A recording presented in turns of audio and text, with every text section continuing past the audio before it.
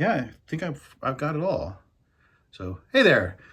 So, one of the things I found out when I was researching this movie was that going as Battlefield Earth cosplay is really easy and cheap. For stuff you have around the house, you can make a Psychlo or human costume from the movie that is just as convincing as anything in the movie. So I've got my duct tape, I have electrical tape, I have my container of bucket of mud to dump over everything, make it look dirty. I have convincing alien artifacts, and the unconvincing Klingon knockoff makeup is on back order, but that should come soon. Let's see, what else was on the list? Yep.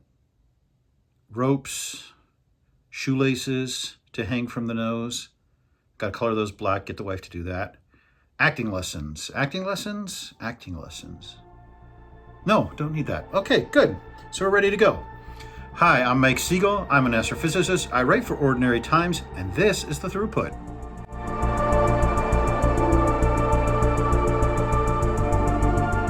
So today, it's been a while since I did a movie, so I was going to actually do a scientist look at one of the most landmark science fiction movies of the last quarter century, and that is 2000's Battlefield Earth.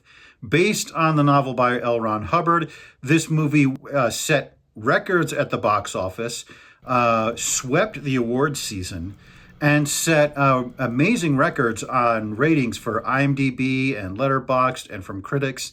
And so I'm really surprised there's not a lot about this movie on YouTube or anything like that, because it has a really interesting take on the alien invasion story. So the plot is that 1,000 years prior to the movie, humanity was conquered by this race of Psychlos. They are strip mining the earth for minerals, and we're going to see if humans can stand up and resist against them. So not much to go to it. It's a pretty straightforward movie. Has a lot of interesting scientific concepts we'll get into. So before we get into, like, subscribe, ring the bell, buy my book. I think I'm on Instagram. I don't know. There's something about it on my browser. And let's go. Let's look at 2000's Battlefield Earth. Well, I'm going to need my reading glasses for this.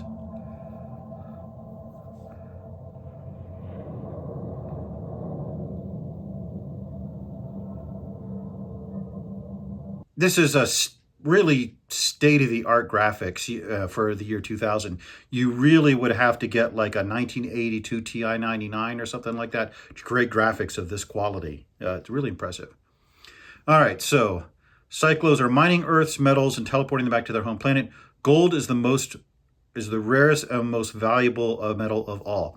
This is actually a very good reason for an alien invasion. Gold is, in fact, the rarest and most valuable metal in the universe. If you look on the Wikipedia article, rarest and most expensive metals, you will find that gold is kind of way down the list. It must be an oversight. Here, I'll fix it. Gold, most expensive and rarest. Source, Battlefield Earth. There we go. You would have to go to someplace like Earth to get gold. There's no asteroids that have lots of gold on them. There's no other planets in other solar systems that have gold on them. Really, Earth is the only place in the entire universe you could go to get gold. It's never explained here why the Psychlos picked on Earth. The book actually fills in that explanation with some really great science, that the Psychlos find the Voyager spacecraft and it has a gold record on it and directions to Earth. And when it was discovered, which would be around the year 2000, Voyager would have been pretty far out into the universe. You wouldn't be able to track it down to having come from Earth without directions. So that makes absolute sense. Really good science there. The science of the movie has actually gotten better since then, because we now know, thanks to discoveries a few years ago, that gold is forged in gamma ray bursts, the explosions of merging neutron stars. And there's only been one gamma ray burst in the entire history of the universe, and it was relatively near to Earth. So that's why we would have the only gold that they could find. Gold is so precious, in fact, we never use it for anything frivolous like jewelry or anything like that. We never, ever use gold for anything other than the most important aspects. The gods weren't allowed to fall in love with mortal women, but this one did. And was left behind, frozen as punishment. So it's interesting what they're showing here. This is an illustration of Pepper's Law. When civilizations collapse, knowledge of science and history and literature, that's lost almost immediately. That's why we know nothing about Greek literature or science or history or Egyptian science, history, literature, or Aztec civilization. We know nothing about their science or civilization. But the last thing to go when a civilization collapses is hair care, dentistry, skincare. So it's absolutely 100% accurate that after 1,000 years of collapse, everyone would have no knowledge of humanity's history or science or anything that went before, but would have exquisite skin and teeth and hair and just all look like actors and models. So that is an absolutely accurate depiction of what the apocalypse would look like. Carlo, let's eat.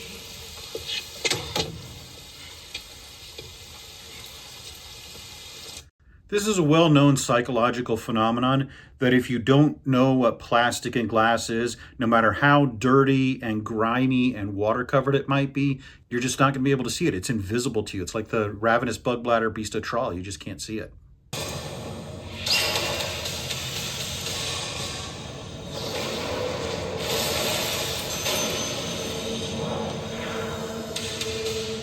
This is a well-known phenomenon known as Tom's Law, that the more advanced the species, the worse the aim. Like primitive species with bows and arrows, they can hit, mosquito in the dark. But with super advanced weapons, your aim just goes to hell. This is seen, for example, in the Star Wars movies do this a lot. But it's a well-known phenomenon. So very great attention to detail here with the Psychlos not being able to hit the broadside of a barn.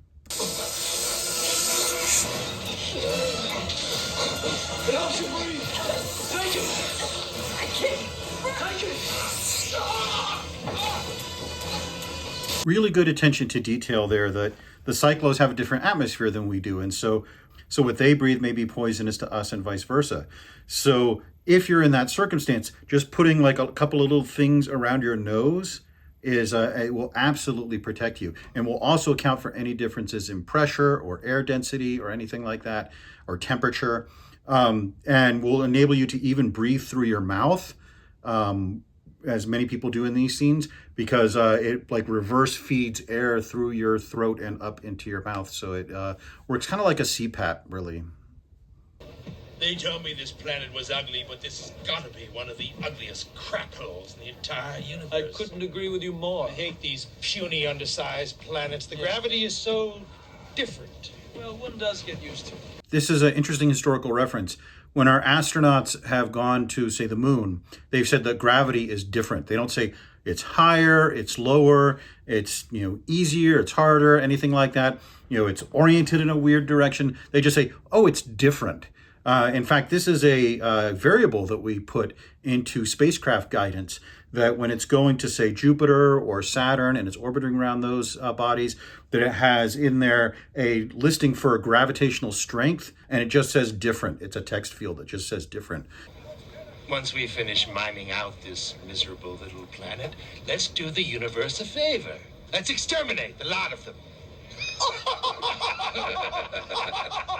Oh, you're too much. So they tell me. Please. Another little thing, this is sometimes called Archer's Law, that the more advanced the species, the more time they spend doing pointless diabolical laughter. Like primitive species do almost no diabolical laughter, whereas when you get to a species like as our level of development, we do some diabolical laughter, like on TV shows or during press conferences and stuff like that. And when you get to really advanced races, they spend almost all their time doing diabolical laughter. So very great depiction of this throughout the movie. There's just so much diabolical laughter.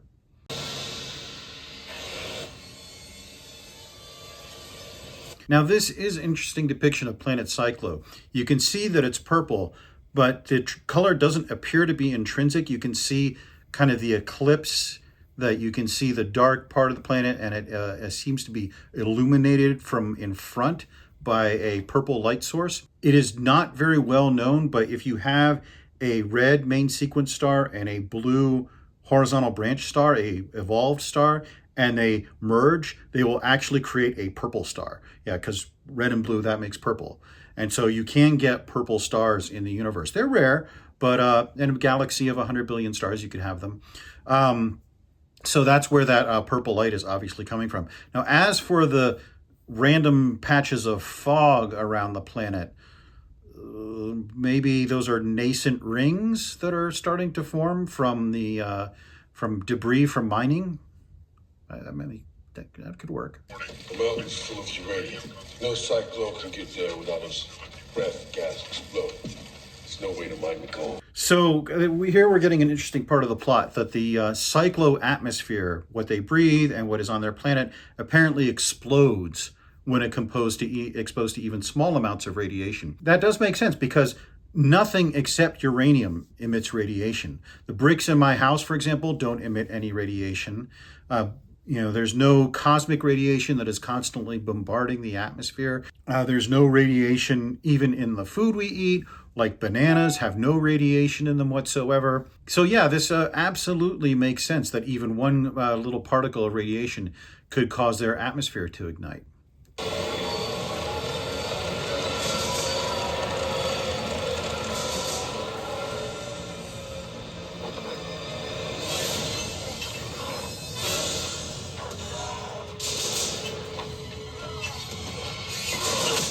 So now this is kind of interesting. We're getting our first real look at what the humans are used for by the Psychlos, what kind of labor they're used for.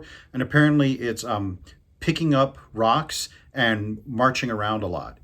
This is absolutely what you would want to invest your resources in to maintain a labor force to do, because if you don't have enough people marching around, the spin of the planet might change, and that could disorientate your teleportation devices. Remember, I've talked about how in order to teleport between two things, you have to have a lot of information in there, not just the distance between your two teleports, but how fast the planets are moving relative to each other, how fast their stars are moving around the center of their galaxies, how fast their galaxies are moving with the Hubble flow. You have to take into account all of that. And if the spin of the Earth were changing even a small amount, your equation would be off and your teleport wouldn't work. So you march the humans around in circles like this over and over again. That maintains the spin of the planet so that the teleport is absolutely dead accurate. So really close attention to detail here in the movie.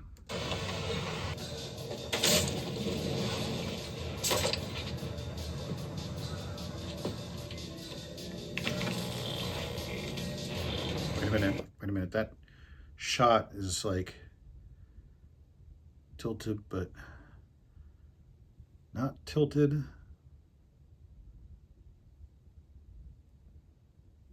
Okay.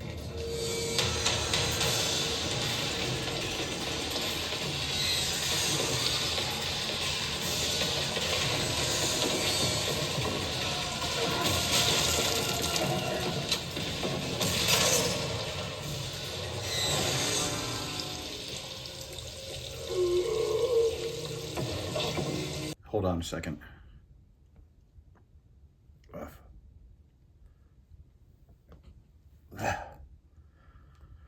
All right. Whew. That should help. What do you think a man animal would like to eat? What do you think he would consider a treat? How crap should I know? There's no way of knowing that, sir. No way of knowing. Well, before we educate it on the learning machine, we'll take it to the mountains, along with a couple of the others. Let them think they've escaped. And then we'll sit back and watch it choose its favorite food. This is actually really good zoology.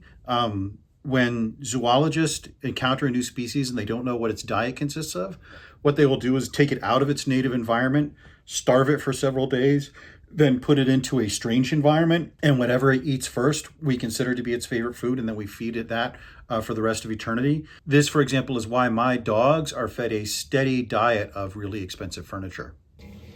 Guess the creature's more clever than that. Question is, how clever? Try the numbers backwards.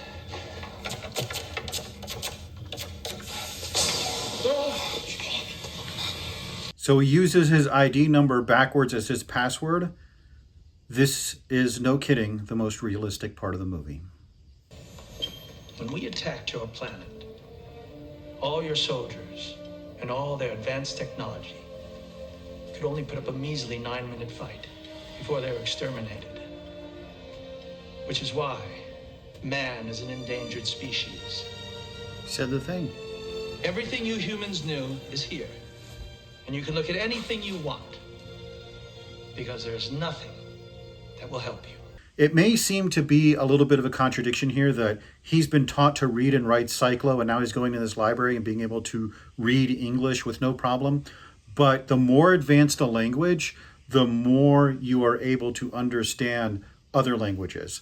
The Psychlo language is very advanced, so you can understand English or German or Italian or any of the human languages because they are comparatively simple. For example, I know English, so any of the parent languages of the world, Indo-European or something like that, I can understand no problem. Middle English, no problem.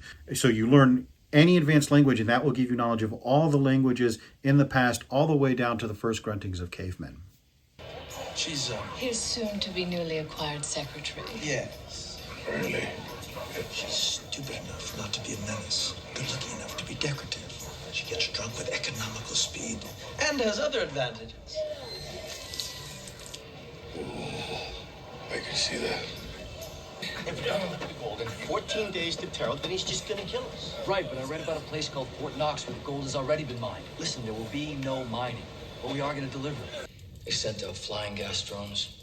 Our ancestors must have made it out into these remote radiated areas, and the only reason they survived was because radiation has a lethal reaction with the Psychlos breathing gas. And that was not good for them.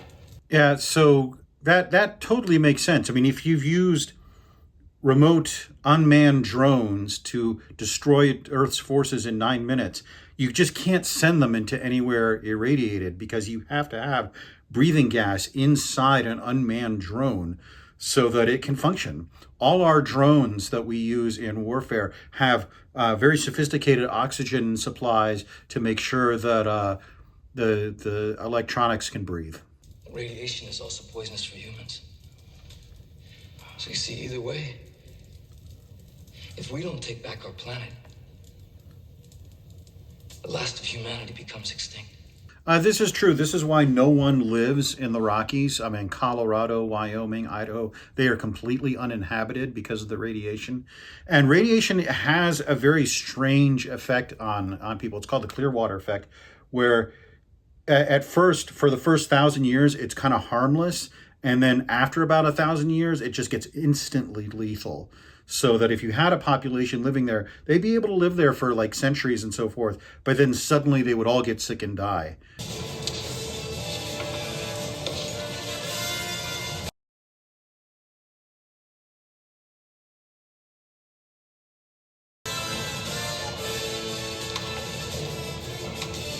This is interesting. They're going to Fort Hood, Texas, which is since been renamed, so I won't deduct points for that. But to get weapons in order to fight the Psychlos. Not a lot of people know this, but many of the weapons we use in the military will keep forever. Aviation fuel, explosives, bullets, guns, rocket launchers, gasoline, all of these things will keep basically forever. They have an infinite shelf life. There is aviation fuel that was concocted during the First Crusade that is still in use today. The Crusaders, of course, didn't have airplanes, but they knew that one day someone would, so they made it just in case. Flying machines? Mickey, these are flying machines, no weapons of some kind.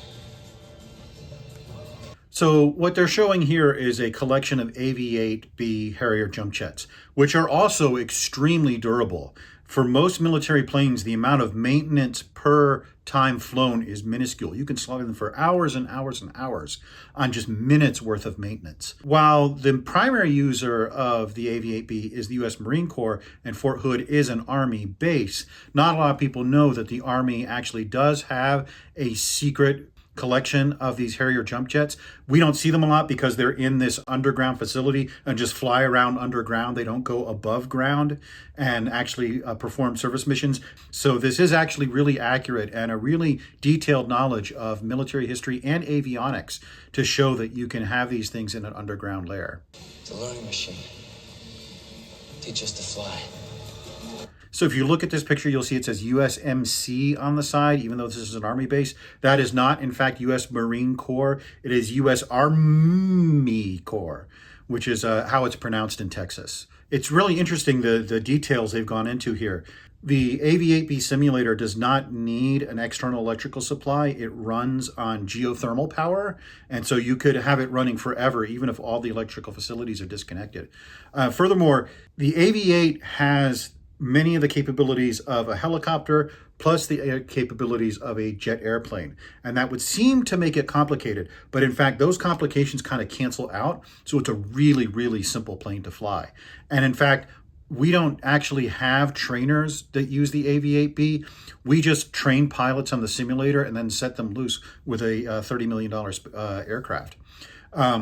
If you've actually done, say, 50 hours on Microsoft Flight Simulator with the AV-8B, you are a qualified Army pilot. When he was in the library, it probably seems to have been like days and days because he was able to learn about nuclear physics and nuclear weapons design and geography and geology and the history of the United States and the military disposition of the United States, about where every military base in the United States is and what capabilities they have. So the Denver Library is like that even if it were lying in ruins, you could go in and spend an afternoon there and walk out with a amazing grasp of the sum total of human knowledge like this. Davey dog, what you doing here? You want to watch the movie with me? I'm glad you could join me. Do you want to watch the movie? Maybe you have some thoughts.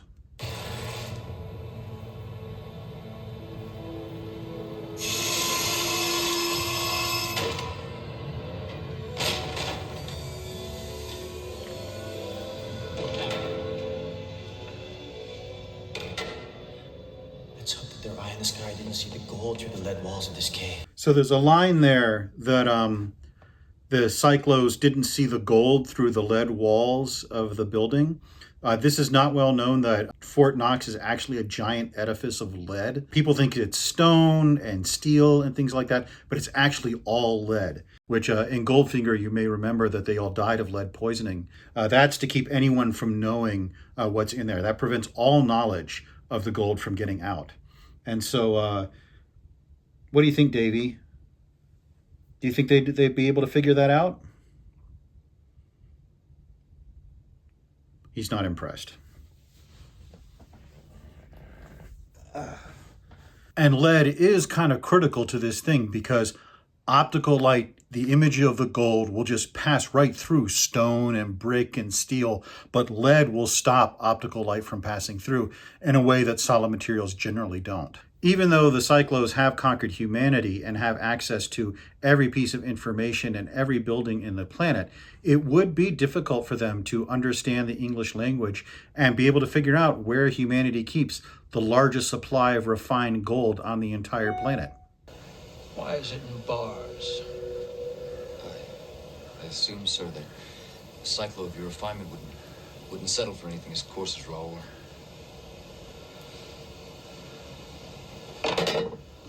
Now, the good thing about this scene, as Turl, as an expert, would know, is that smelting is something you can do really on the fly. You just need a fire and all that. You don't need chemicals like cyanide or mercury or anything like that to refine gold out of raw ore. I also think this is an interesting demonstration, the way they're handling these bars.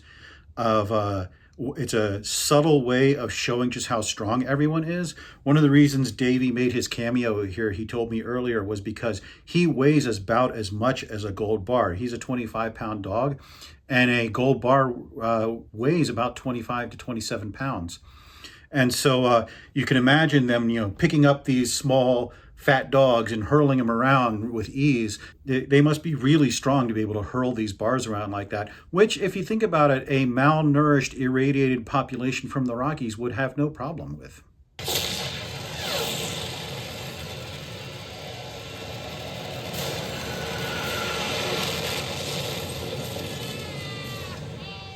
If you think about it, if you fought like modern mechanized warfare against Roman legions, it wouldn't be a battle. And here you have the Psychlos, who are way beyond us technologically, fighting against humans. So there is no way that a guided missile, for example, would be able to come back and hit a Psychlo ship unless it really wanted to. So really good demonstration of how you can will this technological inferiority out of the way. So we're now entering a long sequence with the Harriers fighting against the Psychlo ships.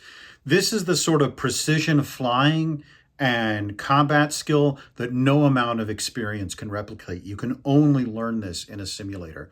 In fact, schools like Top Gun and so forth are being closed down because they've figured out that having people actually fly and interact and learn from dogfighting actual opponents is almost completely useless. Everything you need to know you can learn from a simulator.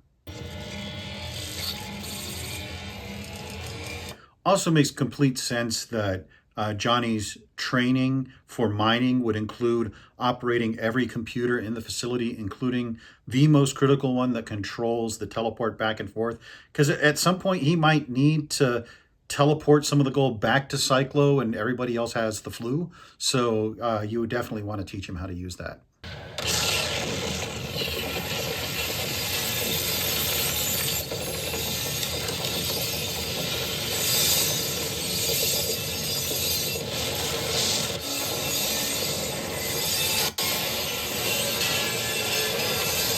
All domes, if you puncture a hole in them, will instantly collapse and destroy everything underneath them. In fact, you cannot construct a dome, even with a hole in the center, because that would cause it to instantaneously collapse. It wouldn't last even a minute like that. Initiate the gas drone extermination sequence.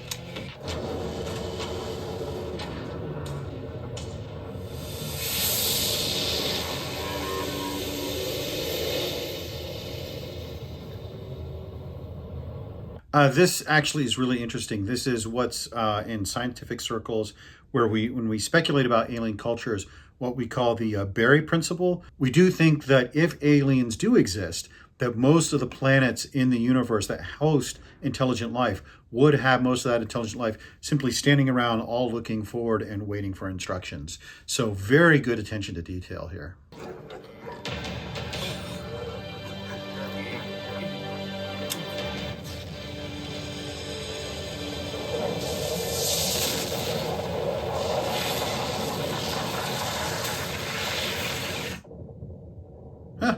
So Robert Oppenheimer was right. Setting off a single nuke can destroy the entire atmosphere of a planet. What do you know? It's also very fortunate for the Psychlos that uranium and atom bombs are the only radioactive material that exists on Earth. That they're strip mining the planet for all our precious metals, none of which have any radioactive isotopes.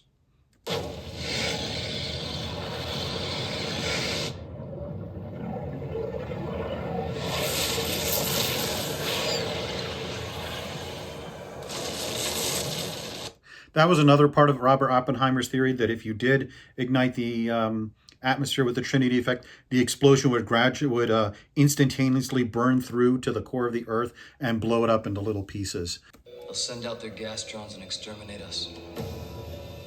But if they learn that it was your greed that destroyed their home planet, then all the credits in the universe won't equal to the bounty that they put on your head. This is what is known as the Shapiro moral inversion.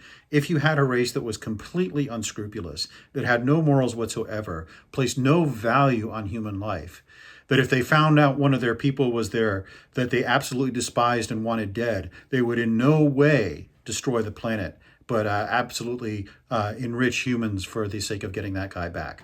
Look, I mean, what hasn't been said about Battlefield Earth? I mean, we can talk all day about the quality of the acting and the directing and the writing and just how everything came together to create this classic of cinema. There have been questions about why there wasn't a sequel, since apparently there is a second part of the novel that goes beyond the end of this movie, and they had planned a sequel.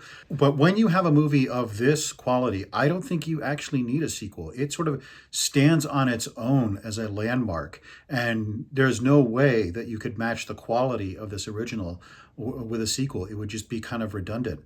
And in terms of production values, I mean, every shot looks clean and immaculate. It is definitely not built from things copied from better movies, that you might have the occasional homage to a better film, but even then it only serves to elevate this film rather than remind you of the other film and let you know how inadequate that other film was by comparison to this masterpiece.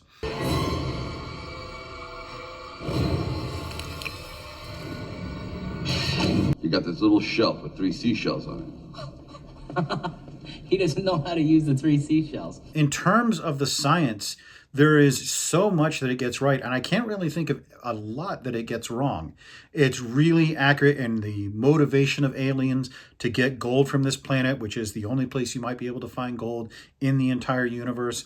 Really gets an accuracy of how they might use local resources to do what they can't do. It's really into the psychology of aliens, and even down to the most basic military tactics and understanding how human weapons can survive over time and how human civilization would change over time after that kind of apocalyptic collapse. And so I really think this holds up quite well. In terms of, I look at it now, and my opinion of the movie really hasn't changed from the day it hit the theaters. We'll have something else to talk about next time. May take me a few days to recover from having watched this masterpiece several times over the last few days to get my notes in order. But yeah, we'll definitely talk about something else next time. Probably not as good a movie, but what is that good? So be sure to like, subscribe, click the bell, buy my book, all that stuff. And until next time, I'm Mike Siegel. I write for Ordinary Times. Thank you for watching. What is this species? Well, according to the Klinko historians, the species is called dog. Dog. Yes. Obviously, the superior race, having the man-animal chauffeured around.